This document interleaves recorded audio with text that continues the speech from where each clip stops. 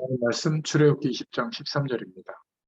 10계명의 6계명에 대해서 소요리 문답이 제67문답부터 69문답까지 말하고 있는 내용을 오늘 보고 기도 제목을 붙잡겠습니다. 성경 출애굽기 20장 13절입니다. 같이 읽겠습니다. 살인하지 말지니라. 아멘. 살인하지 말라. 이 말은 오늘 제목인데요. 그냥 일반적으로 그래, 살인하면 안 되지. 그건 나쁜 거지. 이렇게 생각하고 넘어갈 수도 있는데 이 지금 하나님의 말씀이란 말이에요. 그래서 소요리 문답을 통해서 알다시피 영국 종교개혁이 일어나고 난 뒤 약 100년쯤 지나서 영국 사회가 굉장히 타락했을 때 영국 의회가 영국 교회 전체에다 부탁을 해서 영국 교회 전체 목사님들 대표, 신학자들 대표들, 국회의원들이 모여서 5년 6개월 동안 회의하고 기도하고 그래서 제정한 내용이 소요리 문답이에요. 대요리 문답이 있고 그거를 좀 줄여서 신앙교육을 위해서 다시 편집한 게 소요리 문답이거든요. 107문항이 있어요. 그 중에 저희가 지금 이제 67부터 69문답을 보고 있다는 거는 거의 뭐 60주 가까이가 지나가고 있다는 거죠. 참 이거 볼 때마다 참 감사해요. 지속할 수 있다는 게. 그래서 오늘 67문은 10계명의 6계명이 뭔가 살인하지 말라라는 것이다. 그러면 그 6계명이 하나님의 말씀으로 명하는 것이 뭐냐? 답으로는 생명을 보존하라는 것이다. 그리고 살인하지 말라 이 말씀이 금하는 것은 무엇인가? 불의하게 우리의 생명이나 이웃의 생명을 빼앗거나 해하는 일이다. 이렇게 말하고 있습니다. 우리는 항상 성경을 볼 때나 말씀을 들을 때, 은혜를 받을 때 세 가지 관점을 가지고 동시에 볼 필요가 있어요. 뭐냐면 성경 말씀, 하나님의 말씀은 우리가 그냥 세상에서 알 수 있는 일반적이고 윤리적이고 사회적인 내용이 들어있어요. 근데 어떤 사람은 오직 예수 이러면서 막 영적인 축복은 중요하고 육신의 삶에 지켜야 될 규칙들이라든지 어떤 도덕적인 삶이라든지 아니면 상식적인 어떤 룰이라든지 이런 것들은 그냥 무시해버리고 뭐 하나님이 하실 거라고 막 이러면서 막 규칙을 어기는 경우가 많거든요. 그러면 세상의 큰 법도 나중에 어기면서 그냥 오직 예수 막 이럴 가능성이 많아요. 성경의 대부분의 말씀들은 일반적인 내용이 들어있습니다. 근데 두 번째로 성경 속에는 구원받은 사람만 이해할 수 있는 구원의 비밀이 들어있어요. 그래서 사실은 구약, 신약은 무엇을 대표하는 말이죠? 하나님의 약속이라는 거죠. 예수님이 오셔서 그리스도의 일을 이루시기까지 구약은 뭐죠? 전쟁 이야기, 개인의 족보, 연애 편지, 묵시 문화, 어떤 시가 문화 이런 것들 또 왕들의 기록, 전쟁의 기록 이런 내용, 선지자들의 글 이런 것들을 가지고 뭘 설명하냐면 오실 메시아가 하실 일, 예수님이 하실 그리스도의 일에 대해서 미리 이야기하는 거예요. 예배 제도로 이야기하기도 하고 방주를 가지고 이야기하기도 하고 어떤 율법의 조항들을 가지고 이야기도 하고 절기를 가지고도 설명하는 한마디로 말하면 오셔서 하실 예수님의 일을 옛날 약속처럼 말해주는 거거든요. 그래서 구약의 모든 하나님의 사람들은 오실 메시아의 약속을 깨닫고 그 약속을 붙잡은 신앙행위를 할 때 하나님이 역사하신 거예요. 신약은 뭐죠? 더 이상 그럴 필요가 없는 거예요. 완벽한 하나님의 구원의 축복이 이루어지도록 예수님이 죽으시고 부활하심으로 그리스도의 일을 완성해 주셨죠. 그래서 하나님 만나는 길이 완벽하게 열렸고 모든 죄와 저주, 사망의 법, 세상의 권세 아래 우리가 살아가는데 여기에서 해방되는 길이 열린 겁니다.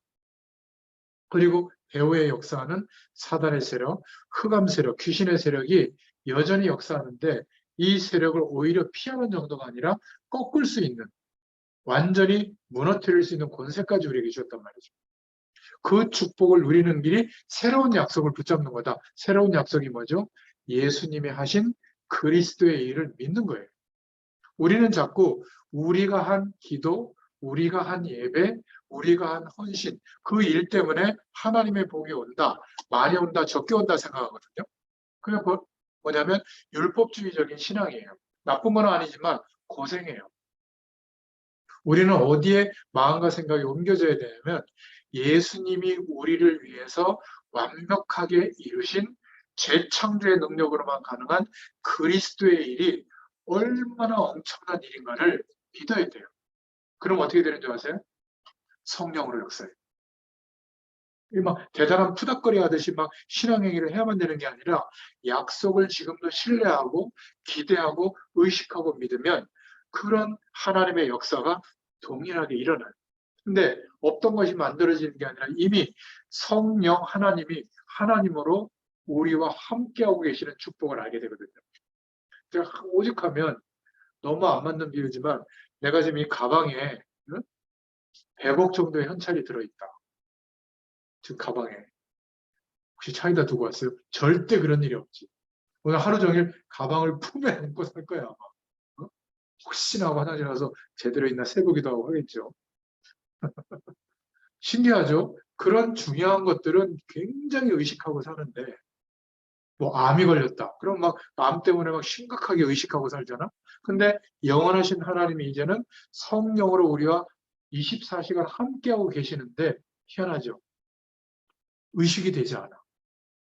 그리고 하나님이 함께 하신다면 함께 하시는 축복이 기대가 되어야 될 거 아니에요.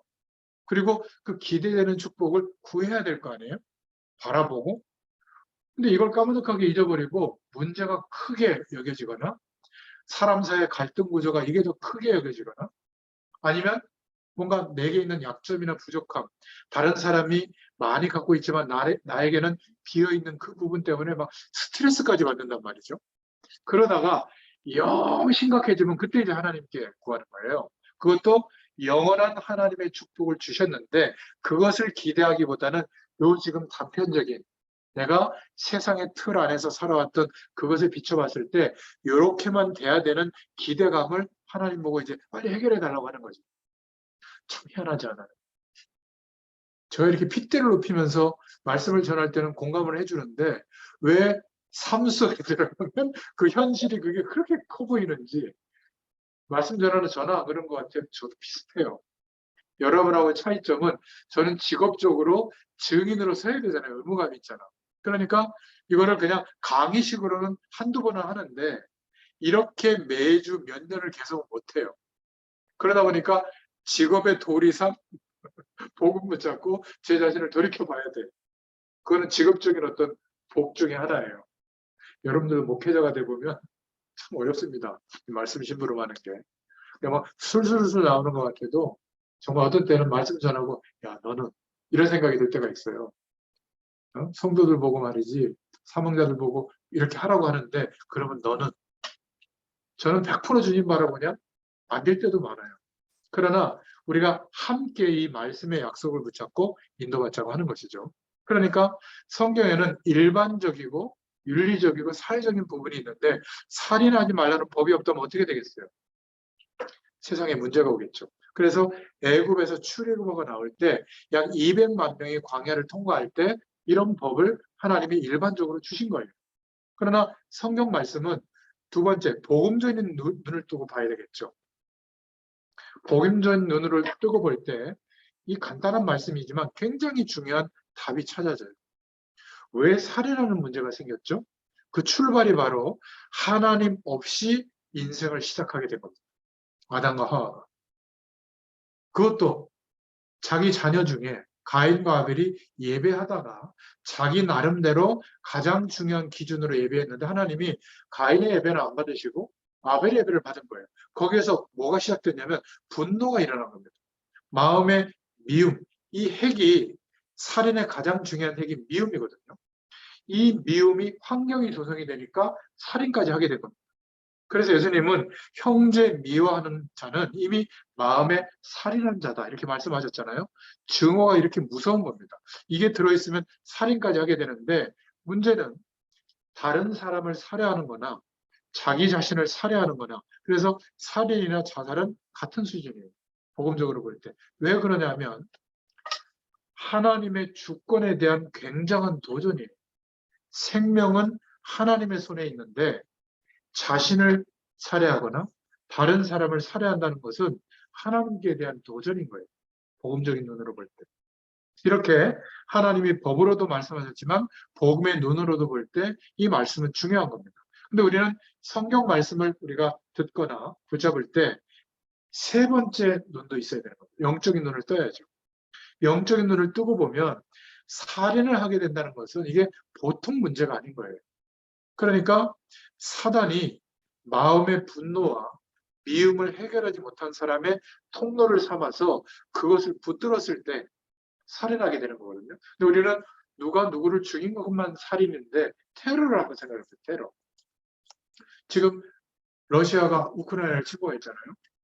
수만 명이 고통당하는데 눈 하나 깜짝 안 해요. 근데 더 나쁜 사람은 누군 줄 아세요? 바이든 같은 사람이에요. 이게 녹음이 되니까.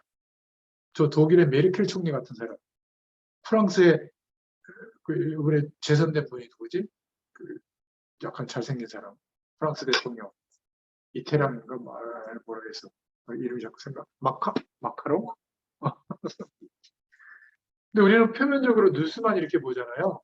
근데 사실은 지금 전 세계가 움직이는 경제 핵은 석유를 가지고 산업이 움직이잖아요. 그럼 석유를 채굴하고 그걸 저장하고 판매하고 석유를 움직일 때 모든 화폐를 달러로 해요. 그래서 달러가 기축통화란 말이에요. 그러니까 산업을 움직이는 화폐가 달러기 때문에 미국이 패권을 가지고 전 세계에 영향을 주거든요. 여기 이제 반기를 드는 게 중국하고 러시아예요. 옛날에는 양쪽으로 나눴는데 이제는 완전히 미국 중심으로 움직이니까 이 달러 기축통화 체계를 무너뜨리려고 40이 일으키는 전쟁이에요.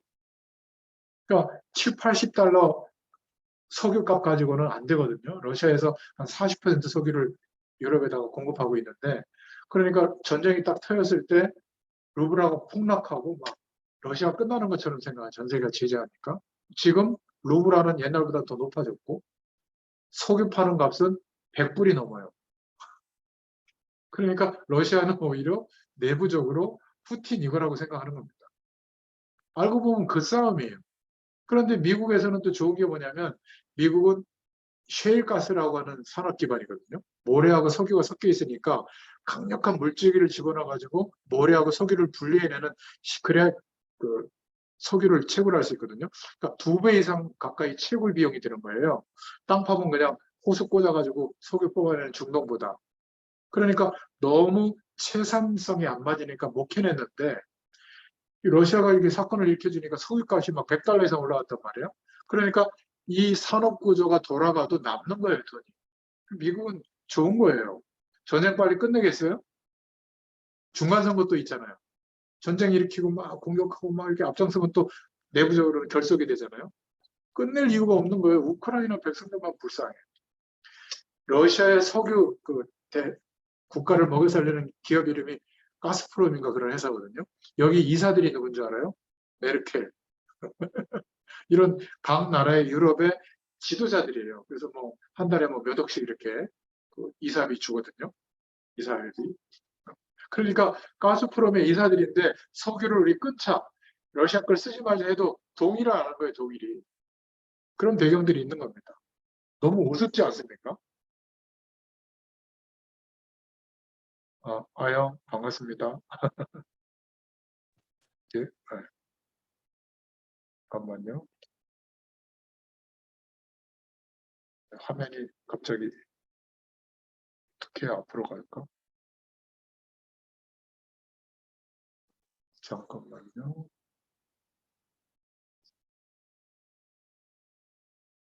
한번 치면 앞으로 갔는데? 죄송합니다. 이제 됐네요. 네, 아영, 반가워요. 아무튼, 이제 그런 배경에 있다 보니까 사실은 평화, 전쟁에 대한 안타까움, 이렇게 뉴스는 하지만 각 나라의 정치적 이해도와 경제적 이해도에 따라서 전쟁을 즐기고 있는 거예요. 이게 누군가는 우리는 죽이는 살해하는 것만 살인이 아니라 전쟁이 일어나면 이거 굉장히 비극이거든요. 수만 명이 고통당하고 어마어마한 숫자가 죽임당하는데 학교에다가 미사일 쏘고 또 이 나라들은 군수 산업이 또 기반이 되는 나라잖아요. 재래무기 다 갖다 폭격해버리는 거예요. 나 그런 거 보고 그런 뉴스는 하나도 안 나와요. 이게 달의 뒷면에 있는 얘기들이거든요. 이게 비극인 거예요. 그러니까 한마디로 말하면 영적인 문제가 덮치면 사단이 거기에 역사하거든요. 살인을 할 때. 근데 이게 일종의 정신질환으로까지 발전하면 그런 뛰어난 엘리트 집단들이 사람을 그냥 무더기로 죽이는데 눈 하나 깜짝 안 하는 질병화되는 거예요. 가장 극단적인 게 뭐죠? 전쟁이에요. 더 극단적인 거는 가습기 살균제 같은 거 이거 판매하면 분명히 죽는다는 거 아는데 그냥 그 조작해가지고 실험 결과 조작해가지고 판매하고 수많은 사람 죽었잖아요. 근데 위에 책임자들 하나도 처벌 안 했고요. 지금도 아직 재판에서 다 보상이 안 됐어요. 이게 참 무서운 겁니다. 이게 정신질환이에요. 사실은.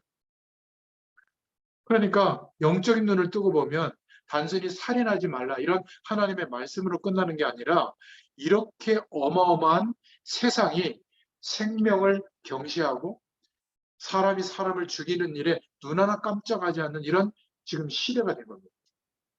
근데 우리는 살 빼는 데 집중하고 피부 하얗게 만드는 데 집중하고 뭐 요즘 유행의 트렌드에 맞게 뭐 박시하게 입네 뭐 꽉 붙는 거 입네 뭐 나쁘다는 게 아니라 이 세상이 어떻게 움직여지고 있고 이렇게 사단의 통로가 열려져서 사단이 어떻게 역사하고 있고 비극이 계속되는지 이걸 보고 꺾어야 되거든요, 우리가. 진짜 기도는 이런 기도를 해야 돼요. 그리고 적극적으로 이 현장을 바꾸는 게 뭐죠? 복음 운동이에요. 여러분, 아브라함 뒤에 민족이 있잖아요. 그죠? 모세 한 사람의 인생 뒤에 200만 명을 구원하는 하나님의 계획이 있잖아요. 저와 여러분의 인생 뒤에 세계 복음화 하시는 하나님의 계획이 들어있다는 게 믿어집니까? 믿어야 돼요. 나의 작은 인생을 바라보고 세상의 관점으로만 보지 말고 영적인 눈을 떠야 되는 겁니다. 그런데 우리는 시간과 공간의 제약을 받는 인생이잖아요. 아무리 뛰어나도 막 세상 전체를 우리가 쥐락펴락할 수가 없잖아요. 그래서 세상의 문제를 치유하는 것은 우리 힘으로 될 수가 없어요. 어떤 힘으로 돼야죠? 하나님의 능력으로. 시공간을 초월하는 하나님의 능력으로야만 이 세상을 치유하고 땅끝까지 복음이 증거될 수 있기 때문에 우리로 하여금 하루를 살도록 한 거예요. 그래서 하루를 살아보면서 하나님의 약속을 붙잡고 살아라는 거예요. 그리고 하나님을 의지하고 살아라는 거예요. 하나님을 바라보라는 거예요. 누구 이름으로? 우리를 구원하신 예수 그리스도를 의지하여 하루를 견디고 성실하게 살아가는데 그 삶이 행복해지고 성공되는 게 목적이 아니라 우리는 뭐가 목적이죠?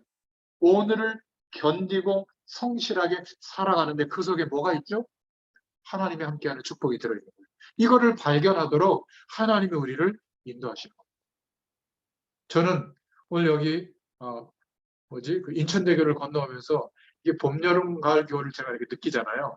이전에 해가 완전히 늦게 지는 것 같더라고. 그게 다리에 탁 해가 떠 있는데 그 넘어오는데, 이야, 참 멋있다. 그리고 밤에는 이렇게 불이 쫙 비쳐 있잖아요. 이 다리에 멀리서 건너올 때 보면 멋있다. 내가 복음 신부로 막 하는데 하나님 보너스로 이런 장면을 주시는구나. 어떨 때는 막 노을이 쫙 진 때도 있어요. 또 어떻게 찍고 싶은데 찍을 수는 없고 운전하느라고. 그러니까 영적인 눈을 뜨고 보면 이런 것들이 안 보이는 거죠. 하나님이 역사하시는 오늘의 삶 속에 하나님이 예배하신 축복들 이런 것들이 가득 들어있는 거예요. 이런 축복을 발견하면 어떻게 될까요? 저 좀 보세요. 감사가. 감사하지도 않은데 그냥 무조건 감사. 이것도 감사, 저것도 감사 이렇게 형식적인 게 아니라 정말 하나님이 함께하는구나. 하나님이 나의 인생은 물론이거니와 나의 인생을 복음 속에 부르시고 인도하시는 이 방향으로 나를 끌고 가고 계시는구나. 그러니까 이게 보여지니까 어떻게 되죠? 순종할 수 있는 기쁨으로. 이런 인생이 되기를 축원드립니다. 그런 면에서 두 번째로 성경 말씀은 모세 당시만을 위한 것이 아니라 지금도 어마어마하게 일어나는 재앙, 이 살인의 문제에 대해서 살인하지 말라 여러 가지 의미를 포함해서 말씀하고 있는 겁니다. 디모데후서 3장 17절에 하나님의 말씀은 그래서 완전하다. 요한복음 1장 1절부터 14절에 하나님의 말씀은 영원한데 말씀이 곧 하나님이시다. 히브리서 4장 12절에는 하나님의 말씀은 살았고 운동력이 있다. 뭐 골수와 모든 것들을 쪼개고 역사한다. 살아계신 말씀이니까. 또 로마서 15장 4절, 고린도서 10장 11절에 지금도 성취되고 있는 하나님의 말씀. 베드로후서 2장 6절에 말세인 지금도 성취되고 있다. 그대로 성취되고 있다. 그래서 살인하지 말라. 여기에는 자살, 살인, 테러, 전쟁이 다 포함되고 있는 겁니다. 자, 그러면 세 번째로 오늘 이 소유령 문답의 내용과 성경 말씀을 통해서 어떤 부분을 우리가 기도 제목으로 붙잡고 기도해야 될까? 그게 세 번째 내용인데요. 왜 법이 이렇게 발전되고 많은 교육을 하고 가정교육을 그렇게 시키는데 그런데도 불구하고 살인과 자살이 폭증하고 있을까? 이게 영적인 질병이기 때문에 그래요. 그러니까 법으로 금지를 하고 체벌을 가해도 사형을 시켜도 없어지는 게 아니라 증폭이 되는 겁니다. 그리고 교육도 보면 예전에 뭐 훈장 교육처럼 뭐 유교를 가리키고 뭐 인간의 어떤 품격을 이런 교육이 이제는 없죠. 모든 교육의 내용이 뭐죠? 싸워서 이겨야 된다. 한 발 앞서야 된다. 지금 막 빛의 속도로 변하는 4차 산업혁명으로 진입하는 지금 시대는 남보다 이 모든 트렌드를 빨리 이해하고 거기에 한 발 앞서서 기다리고 있어야 된다. 그러려면 1등부터 꼴찌, 2등부터 꼴찌는 다 꼴찌인데 1등만 있다. 뭐 퍼스트 무어 뭐 이런 얘기만 하잖아요. 그러니까 모든 세상의 교육이 싸우는 교육이에요. 경쟁에서 살아남는 거. 신기하죠? 여자애들도 요즘 그러나 모르겠는데 남자애들은 어릴 때 보면 장난감 10개 중에 7, 8개는 뭐죠? 남자애들? 총이에요, 총. 막 이러고 총 쏘는 거. 총을 그렇게 좋아하는데 요즘 애들은 모르겠어. 화장품 갖고 노는지 모르겠는데 우리 어릴 때는 장난감이 없으면 나무로 총을 만들어서 가지고 총싸움하고 막 그랬거든요.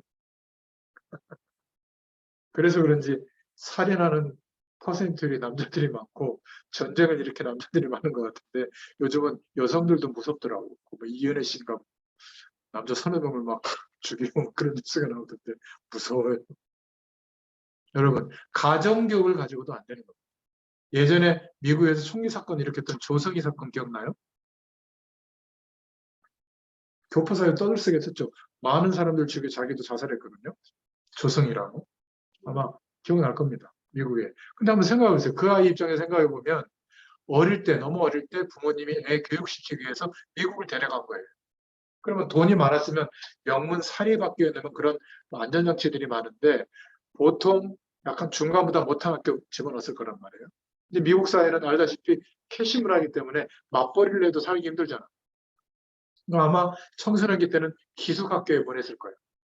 그럼 미국 사회는 알다시피 겉으로는 땡큐, 뭐 블레스 유, 뭐 친절하게 하는 것 같지만 얼마나 유색인종에 대해서 차별이 심해요. 그죠? 인종차별이. 특히 백인들끼리 보면.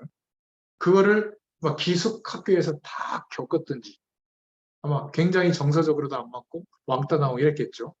막 분노와 미움이 막 가득 찼는데 교회도 갔다는 그때 기록이 나오더라고요. 그 교회에서 인간이 어떤 존재며 복음이 뭐며 너의 존재는 어떤 존재인지 뭔가 하나님의 은혜와 사랑을 경험하고 자존감이 회복되도록 돕는 이런 신앙교육을 못 해준 거예요.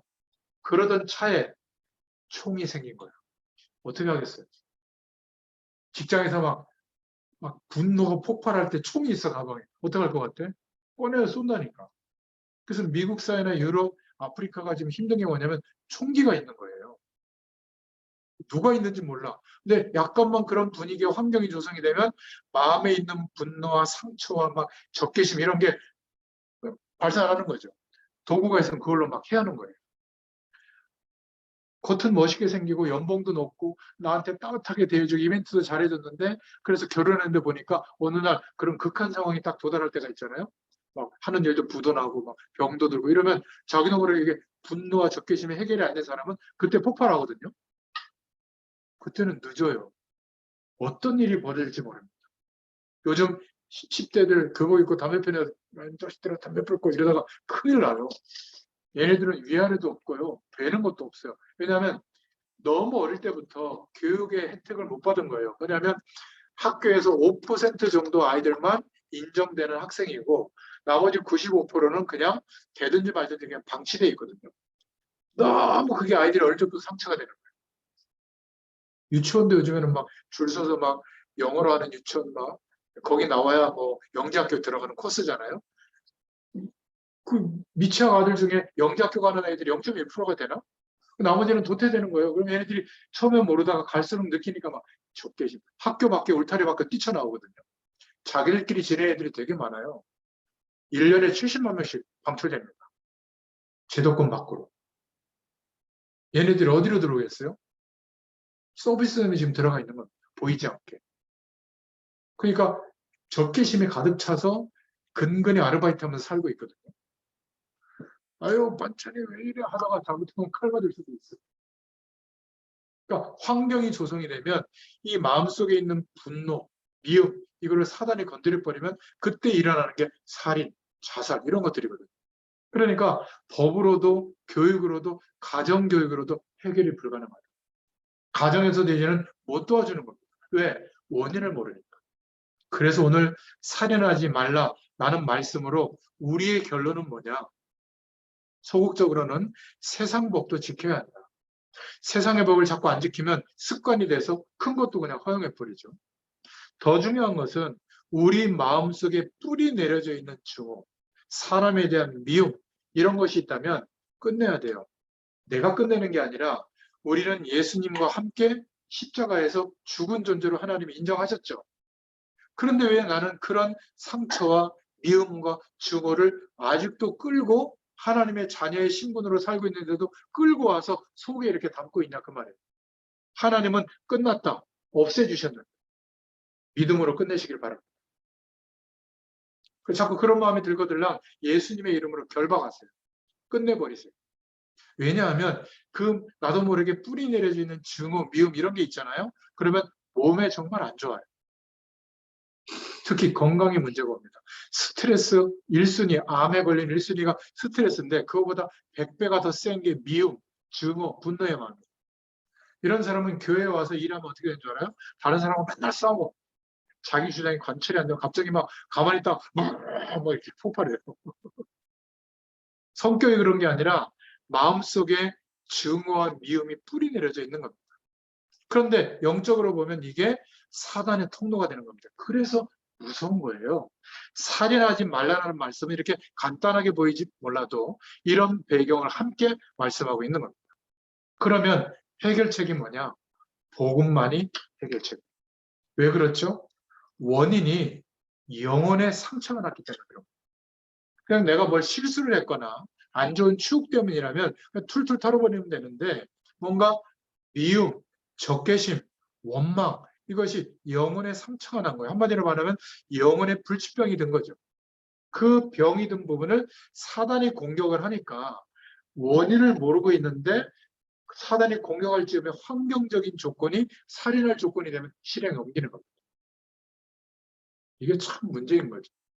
그나마 제가 선진국을 좀 가봤지만 우리나라가 그래도 도덕적인 룰이 있어서 개인주의 입장에서 볼 때는 아주 지독히 안 좋은데 사사건건 서로 관여하고 막 불국한 눈초리로 막 간섭해 주잖아요. 이게 안 좋은 모습이기도 한데 또 긍정적으로는 사회적으로는 규범이 아직 살아있는 거예요. 그러니까 외국인들이 이해할 수 없는 게 지갑 떨어뜨리려면 그 자리에 있다잖아요. 가방 같은 거 없애지 않고 있다잖아요. 그 자리에. 물론 요즘은 안 그런 케이스가 많은데 굉장히 논란됩니다. 밤에 여성들이 돌아다닐 수 있다? 몇 나라 안 돼요. 선진국, 미국, 유럽 못 돌아다닙니다. 심각한 일이 벌어지거든요. 그러니까 영혼에 큰 상처가 난 그 부분을 해결할 수 있는 답은 세상에는 없어요. 예수님과 함께 죽고 예수님과 함께 거듭난 축복의 인생이 되지 않는 한 과거의 상처, 마음속에 뿌리내린 증오와 미움이 해결되지 않아요. 하나님의 무한한 사랑이 경험돼야 시시해서 내려놔지는 거거든요. 그래서 제 개인적인 생각인데 복음을 확실하게 전하지 않는 교회는 1000만 개 있어도 소용이 없다. 하나님 편에서. 전 그렇게 생각합니다. 복음을 확실하게 말하지 않은 목사는 1000만 명이 있어도 필요 없다. 하나님 편에서. 복음을 말해주지 않는 성도들은 뭐 생각해 보세요. 내가 1년이 지나도록 내 삶 속에 부딪혀 들어온 사람들을 놓고 기도하다가 1년 동안에 한 번도 복음에 대한 얘기를 못 해주고 있다. 어떤 면에서 삶의 우선순위가 바뀌어 있는 거죠.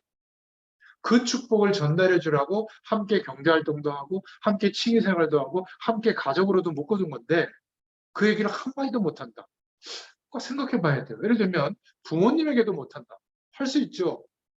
평상시에 잘 섬기고 부모님께 순종하고 하면서 결정적 순간에 엄마 아빠, 제가 엄마 아빠에게 외람되지만 꼭 이 말씀 전해드리고 싶어요. 부모님의 마음이 열려요. 제사구나 귀신구나 막 평소에 막 논쟁하고 싸우다가 복음 전해보세요. 더 감정에 골마 깊어지. 안 그래도 됩니다. 내가 어떤 인생관으로 사는지를 느끼고 있다니까. 정말 내가 하나님과 함께하는 축복을 누리고 있으면 이 영향력이 세상의 어떤 가치보다도 크게 전달이 되게 돼 있어요. 말 안 해도. 이게 더 빠릅니다. 그래서 하나님의 자녀가 된 권세가 얼마나 큰가를 알려줘야 돼요. 그래야 해방됩니다. 그래서 그 마음속에 진정한 하나님의 사랑으로 진정한 자부심, 자존감이 회복이 될 때 어떻게 바뀌죠? 아까 뭐 ENFJ가 아니고 뭐 I 뭐 어쩌고 나가도 소극적이고 그거 다 세상의 성격의 유형일 뿐이지 그것과 상관없이 자존감, 자부심이 회복이 되니까 할 수 있게 되는 거예요. 단 앞에 명사가 하나 붙어야죠. 하나님이 원하시는 게 맞다면 난 한다. 안 되더라도 하나님께 기도하면서 도전한다. 이게 되는 거예요. 그게 뭔지 아세요? 자긍심이에요. 할 수 있다. 하나님이 원하시는 일이라면 연약한 나지만 하나님께 기도하면서 도전하겠다. 이게 되는 거예요. 이것만 가지고도 치유됩니다. 대부분의 사람들이. 너무나 많은 우리의 자존심을 누가 깨놓았죠? 부모님이 깨놓고, 학교 선생님이 깨놓고, 친구들이 깨놓고, 세상에 유명한 사람들 보면 막 자존심 상하지 않아요? 아니에요. 저와 여러분은 너무나 존귀한 존재가 된 겁니다. 재창조의 능력의 수단을 동원하셔서 예수님이 하신 그리스도의 일에 역사하심으로 우리가 완벽한 구원을 얻게 된 겁니다. 하나님이 볼 때 정말 존귀한 존재가 된 거예요. 그래서 살인하지 말라. 이게 간단한 말이 아니라 복음 말고는 치유할 길이 없다는 것을 기억해라. 그 말과도 같은 내용입니다. 지금까지 전 세계는 복음이 전달되지 못해서 전쟁과 테러와 살인과 자살이 계속 증가하고 있는 겁니다. 우리도 여러 번 죽고 싶은 생각 하지 않았나요? 근데 누군가 아마 우리를 위해서 기도해주고 있기 때문에 그 기도의 배경 속에서 그런 사단의 통로가 차단된 거예요. 감사하시길 바랍니다.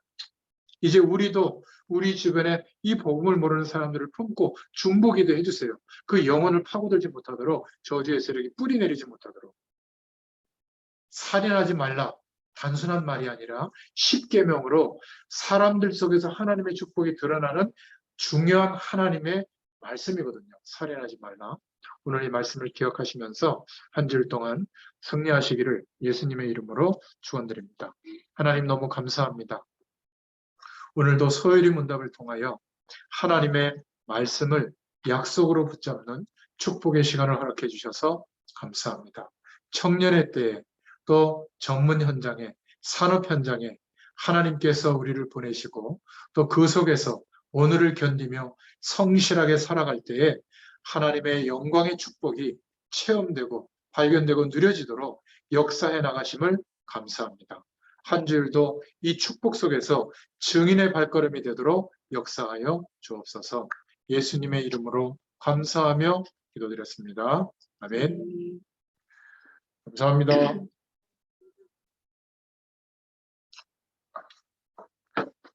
아영, 오랜만이에요. 잘 지내지? 감사합니다. 얼굴도 한번 보여줘요. 아, 안 돼요. 안 돼요? 알겠어요. 자, 다음 주에 감사합니다. 봐요. 네. 네.